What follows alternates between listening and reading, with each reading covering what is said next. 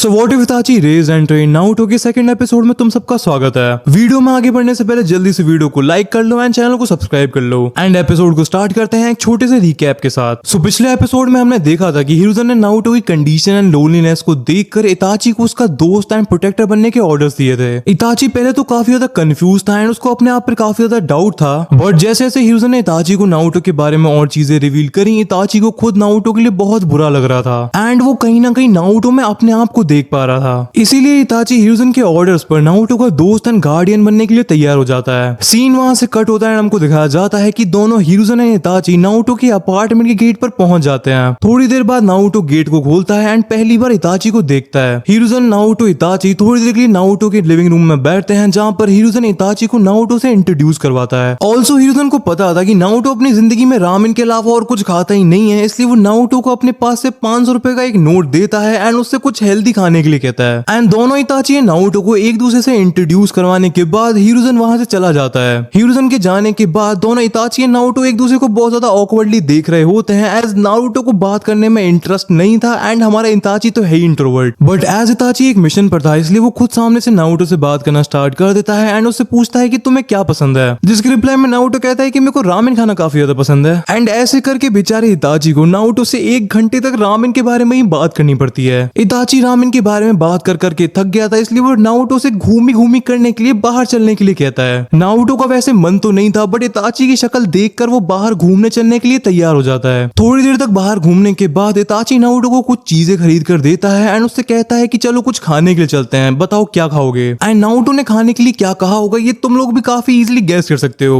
Of course दाल चावल।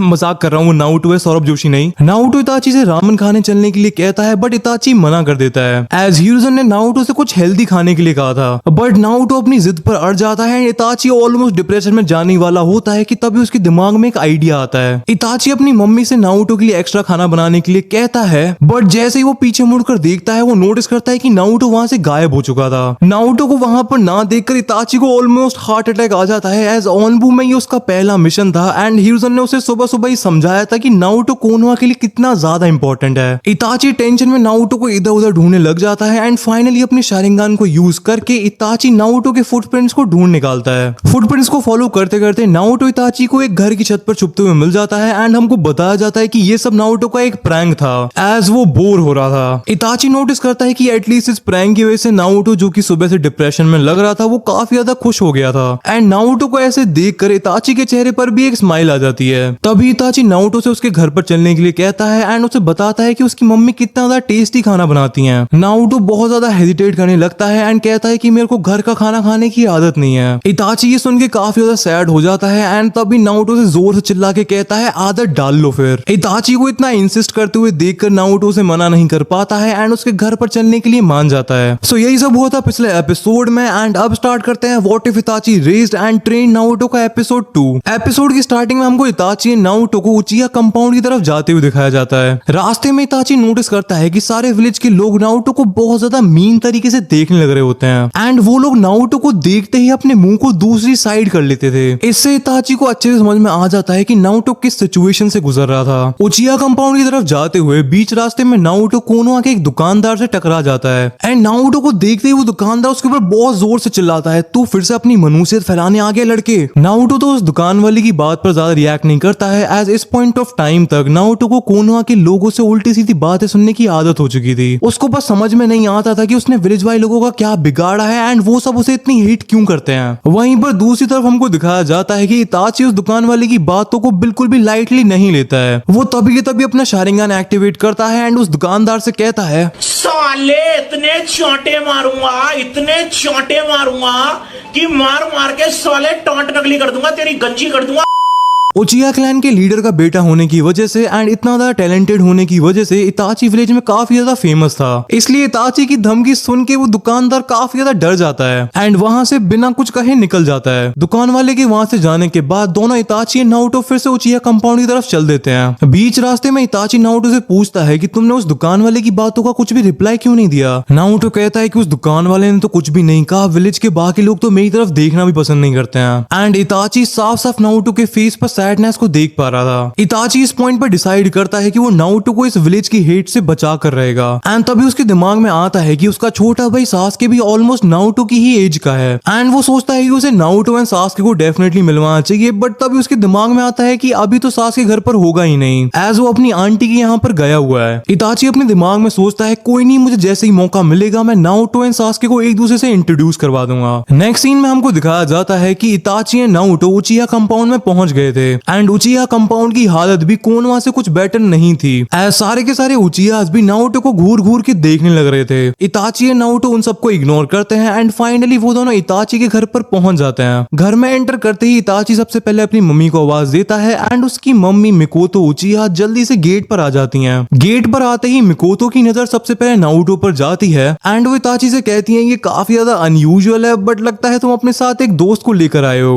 And तभी इताची Naruto को अपनी मम्मी से इंट्रोड्यूस करवाता है। मिकोतो दोनों इताची एंड नारुतो से अंदर चलने के लिए कहती हैं एंड वो दोनों घर के लिविंग रूम में चले जाते हैं। डाइनिंग टेबल पर बैठे थे इताची एंड सास्के के फादर साहब एंड उचिहा क्लैन के लीडर फुगाकू उचिहा, जो कि अपना मस्त बैठकर न्यूज़पेपर पढ़ने लग रहे थे। इताची एंड नारुतो के लिविंग रूम में एंटर करने के बाद फुगाकू की नजर अपने न्यूज़पेपर से हटती है एंड फुगाकू नारुतो को देखने लग जाता है। इताची तभी फुगाकू से कहता है ये है नारुतो एंड नारुतो ये है मेरे पापा एंड उचिहा क्लैन के लीडर फुगाकू उचिहा। नारुतो अपना जापानीज स्टाइल में झुककर फुगाकू से हेलो बोलता है एंड फुगाकू बस अपना सर हिला देता है। नारुतो को देखकर फुगाकू को ऐसा लग रहा था कि वो उससे पहले भी मिल चुका है एंड वो उसके चाकरा को भी पहचानता है। तभी मिकोतो काफी सारा खाना लेकर आ जाती हैं एंड दोनों इताची एंड नारुतो से डाइनिंग टेबल पर बैठने के लिए कह देती हैं। इताची एंड नारुतो दोनों डाइनिंग टेबल के पास में बैठ जाते हैं एंड फुगाकू अभी भी यही सोच रहा होता है कि उसने नारुतो को पहले कहां पर देखा है। तभी अपने आप को सेटिस्फाई करने के लिए वो अपने मन में सोच लेता है कि मैं उचिहा पुलिस का चीफ हूँ, इसलिए काफी सारे लोगों से मिलता रहता हूँ, शायद इस बच्चे को भी मैंने विलेज में ही कहीं देखा होगा। सास्के को छोड़कर इताची की पूरी family and Naruto dinner start करने ही वाले थे कि तभी इताची अपनी मम्मी को कोई स्टोरी सुनाने के लिए कहता है। हमको बताया जाता है कि एक्चुअल में सास्के को कहानियां सुनने में बहुत मजा आता है, इसलिए खाना खाते टाइम जब पूरी फैमिली साथ में होती है तब मोस्टली मिकोतो सास्के को कोई ना कोई कहानी सुनाया करती है। मिकोतो नारुतो से पूछती है कि तुम्हें बड़ी होकर क्या बनना है। इस क्वेश्चन से पहले नारुतो काफी ज्यादा शर्माने लग रहा था एंड काफी ज्यादा ऑकवर्ड भी फील कर रहा था, बट ये क्वेश्चन सुनते ही नारुतो बहुत जोर एंड कॉन्फिडेंस से कहता है मैं आगे जाकर होकागे बनूंगा। नारुतो का जवाब सुनकर दोनों फुगाकू एंड इताची नारुतो की तरफ देखने लग जाते हैं एंड मिकोतो कहती है कि आई डोंट थिंक सो कि हमारे फ्यूचर होकागे को परियों की कहानी पसंद आएंगी, जिससे हमें पता चलता है कि सास्के को बचपन में परियों की कहानी सुनना काफी ज्यादा पसंद था। एंड तभी मिकोतो फुगाकू से कोई निंजास की स्टोरी सुनाने के लिए कहती है। फुगाकू मिकोतो की तरफ देख रहा था, बट अब कुछ किया नहीं जा सकता था, मिकोतो ने फुगाकू को फंसा दिया था। एंड ऐसे करके फुगाकू नारुतो एंड इताची को अपने एक निंजा मिशन की स्टोरी सुनाने लगता है। फुगाकू कहता है कि ये मिशन उसकी लाइफ का one of the most important and one of the most dangerous mission था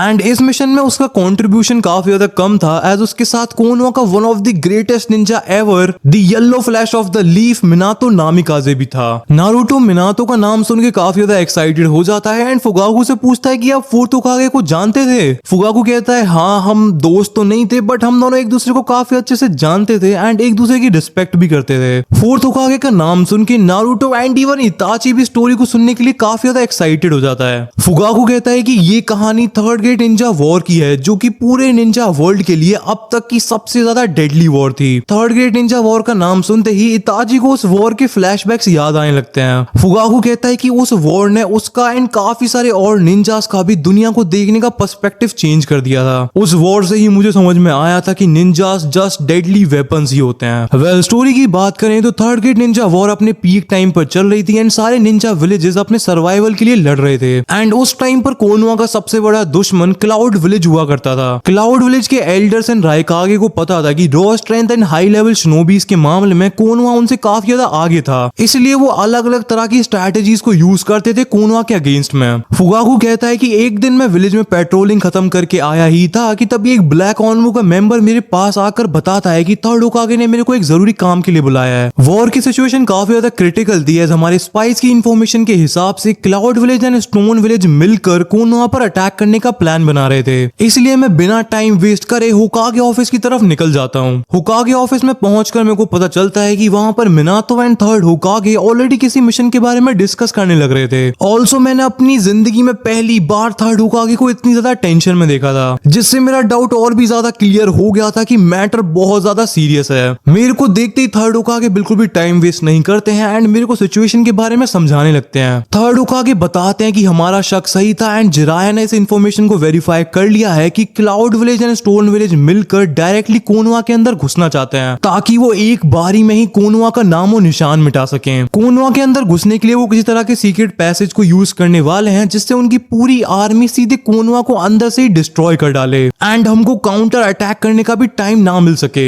मेरा ओरिजिनल प्लान इस मिशन पर जिराया को भेजना था बट वो मिस्ट विलेज में एक बहुत इंपॉर्टेंट टॉप सीक्रेट मिशन को कर रहा है, इसीलिए इस टाइम पर इस मिशन को बस तुम दोनों ही पूरा कर सकते हो। एंड फिर थर्ड होकागे ने मिनातो को मेरे को पूरे मिशन की डिटेल्स को समझाने के लिए कह दिया था एंड उस टाइम पर उनके आखिरी वर्ड्स थे कि पूरे कोनवा का फ्यूचर एंड एग्जिस्टेंस इसी एक मिशन पर डिपेंड करता है एंड मेरे को तुम दोनों पर पूरा भरोसा है। ये कहकर थर्ड होकागे किसी दूसरी मीटिंग के लिए चले गए थे एंड होकागे ऑफिस में सिर्फ मैं एंड मिनातो ही बचे थे। मिनातो ने मेरे को पूरा मिशन एक्सप्लेन करा था जिससे मेरे को समझ में आ गया था कि ये मिशन हम दोनों के लिए भी आसान नहीं होने वाला है। मिनातो ने मेरे को बताया था कि कोनवा के अंदर सीक्रेट पैसेज बनाने के लिए स्टोन विलेज रिस्पॉन्सिबल है एंड हमारे सोर्सेज से हमें इंफॉर्मेशन मिली है कि कल रात को स्टोन विलेज का एक निंजा उस सीक्रेट पैसेज का मैप क्लाउड विलेज को देने के लिए जाएगा। जिराया सेंसे की इंफॉर्मेशन के हिसाब से ये मीटिंग क्लाउड विलेज के एक हाई सिक्योरिटी कासल में होने वाली है, इसीलिए हमारा मिशन था रात में उस क्लाउड विलेज के कासल में घुसना एंड उस सीक्रेट पैसेज के मैप को चुराना ताकि हम दोनों विलेजेस के कंबाइन अटैक से पहले ही उस सीक्रेट पैसेज को बंद कर पाए। इताची फुगाकू से कहता है कि ये मिशन तो काफी ज्यादा डेंजरस लग रहा है, क्लाउड विलेज के इतना अंदर घुस के उनके इतने हाई सिक्योरिटी कासल में जाना एंड एक मैप को चुरा कर वापस लौट के आ पाना सोचने में ही काइंड ऑफ इम्पॉसिबल लग रहा है। फुगाकू कहता है सच में इम्पॉसिबल ही था अगर मिनातो मेरे साथ इस वाले मिशन पर नहीं होता। नाउटो तभी फुगाकू से कहता है मिस्टर उचिया क्लैन के leader Fugaku उचिया sir please story को कंटिन्यू करिए। नाउटो की बात सुनकर दोनों मिकोतो एंड फुगाकू हंसने लग जाते हैं एंड फुगाकू नाउटो से कहता है कि मेरे को इतने लंबे नाम से बुलाने की जरूरत नहीं है। नाउटो थोड़ा पॉज लेता है एंड फिर कहता है प्लीज अंकल प्लीज स्टोरी को कंटिन्यू करिए, मेरे को जानना है कि एक लेजेंडरी होकागे निंजा कैसे मिशन को कंप्लीट करते थे। फुगाकू कहता है कि मेरे को लगा था तुम मेरे को फुगाकू अंकल करके बुलाओगे बट कोई ना, बट हाँ मैं भी था मिनातो के साथ उस मिशन पर। फुगाकू को ऐसे बात करते हुए देखकर मिकोतो काफी ज्यादा खुश थी एस काफी टाइम निकल चुका था जब उसने फुगाकू को इतना एक्साइटेड देखा था। फुगाकू स्टोरी को कंटिन्यू करता है एंड बताता है कि प्लान के हिसाब से वो एंड मिनातो अगली रात को 1 सेकंड में कोनवा से क्लाउड कासल के पास में पहुंच जाते हैं। नाउटो फुगाकू को बीच में ही इंटरप्ट करता है एंड पूछता है 1 सेकंड से भी पहले कैसे।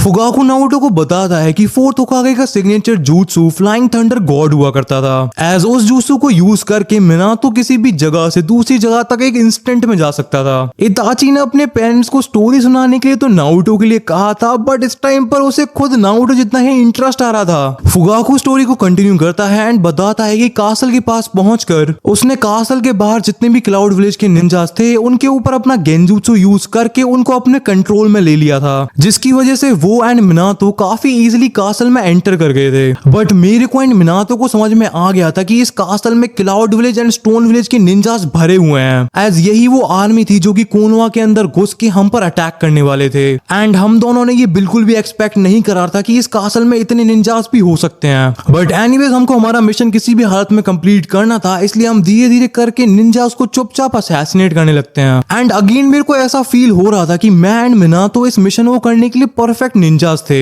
एज मेरे गेंजुत्सु एंड मिनातो की स्पीड की वजह से हम काफी इजीली कासल में बाकी निंजास को असैसिनेट कर पा रहे थे। कासल में काफी अंदर जाने के बाद हमको क्लाउड विलेज का एक जोनिन मिलता है जिस पर मैं अपना गेंजुत्सु यूज करके मैप की इंफॉर्मेशन निकलवाने की कोशिश करता हूँ। उस जोनिन से हमें पता चलता है कि मीटिंग ऑलरेडी हो चुकी थी एंड कोनवा के ऊपर अटैक 3 दिन के बाद रात के टाइम पर किए जाने वाला था। ऑल्सो वो मैप राइकागे के खुद के पर्सनल कमरे में रखा था एंड ये इंफॉर्मेशन मिलने के बाद ये मिशन अपने आप कई गुना और डेंजरस हो चुका था एज राइकागे की स्पीड एंड पावर के चर्चे पूरे निंजा वर्ल्ड में थे। हम दोनों बैठकर इस इंफॉर्मेशन को प्रोसेस कर ही रहे थे कि तभी मिनातो को कासल में एक फेमिलियर चाकरा सेंस होता है एंड इस मिशन के टाइम पर मैंने अब तक मिनातो को इतनी ज्यादा टेंशन में नहीं देखा था। मिनातो तभी मेरे से कहता है कि हमें जल्दी से जल्दी उस चाकरा की तरफ जाना होगा एंड तभी हम दोनों फुल स्पीड में उस चाकरा की तरफ जाने लगते हैं। कासल के आउटर रीजन में पहुंचकर हमको दिखाई देता है कि एक निंजा कोनवा का हेडबैंड पहनकर क्लाउड विलेज की निंजा से फाइट करने लग रहा था। वो एक्चुअली में कोनवा का एक जोनिन एंड मिनातो का स्टूडेंट ककाशी हाटाके था। ककाशी भी क्लाउड विलेज के अंदर कासल के पास ही एक इंटेल गैदरिंग के मिशन पर था कि तभी वो अचानक से मिनातो के चाकरा को सेंस कर लेता है एंड कासल में आ जाता है। मिनातो मिनातो ककाशी पे बहुत ज्यादा गुस्सा हो जाता है एंड उससे कहता है कि तुम्हारा दिमाग खराब हो गया है क्या, तुम्हें दिख नहीं रहा यहाँ पर इतने सारे दुश्मन है फिर भी तुम कासल में घुसे आए। फुगाकू को भी उस टाइम पर ये बात समझ में नहीं आई थी एंड वो भी ककाशी सेंसे को इमेच्योर समझ रहा था। बट मैं एज ए नैरेटर तुम्हें बताना चाहता हूँ कि ककाशी सेंसे के उस कासल में जाने के पीछे काफी ज्यादा डीप रीजन था। उनको लग रहा था कि मिनातो को क्लाउड विलेज के निंजास ने कैप्चर कर लिया है एंड इसलिए वो ओबितो की बात को ध्यान में रखकर मिनातो को उस कासल में अकेला छोड़कर नहीं जाना चाहते थे। बट एनीवेज कहानी को कंटिन्यू करते हैं। फुगाकू एंड मिनातो के पास इतना टाइम नहीं था कि वो पहले ककाशी सेंसे को कासल से बाहर छोड़कर आए एंड फिर अपने मिशन को कंटिन्यू करें, एज किसी भी मोमेंट पर अलार्म बज सकता था एंड सारे निंजास अलर्ट हो सकते थे। इसीलिए वो दोनों डिसाइड करते हैं कि ककाशी सेंसे भी उनके साथ इस मिशन को कंटिन्यू करेंगे। फिर तीनों मिनातो, फुगाकू एंड ककाशी मिलकर अपने रास्ते में आए हुए सारे निंजास को मारते हुए चलते हैं एंड फाइनली राइकागे के चैम्बर तक पहुंच जाते हैं। उनका प्लान था कि मिनातो राइकागे को डिस्ट्रैक्ट करेगा एंड इतने में फुगाकू उसे अपने गेंजुत्सु में डाल देगा। बट जैसे वो उस चैम्बर में एंटर करते हैं उनके प्लान पर पानी फिर जाता है, एज उस चैम्बर में राइकागे के साथ 8 टेल्स का जिंजूरी की किलर बी भी प्रेजेंट था। बिना टाइम वेस्ट करे किलर भी सरप्राइज अटैक करके ककाशी को 8 टेल्स की चाकरा का यूज करके पकड़ लेता है एंड दूसरी तरफ मिनातो एंड राइकागे की बैटल भी स्टार्ट हो जाती है। फुगाकू को इस टाइम पर पता चलता है कि कुछ टाइम पहले मिनातो ने अकेले ही दोनों राइकागे एंड किलर बी को हराया था, जिसकी वजह से दोनों की ईगो बहुत ज्यादा गंदी तरीके से हर्ट हो गई थी। इसलिए इस टाइम पर दोनों राइकागे एंड किलर बी बहुत ज्यादा गुस्से में थे एंड राइकागे मिनातो से कहता है,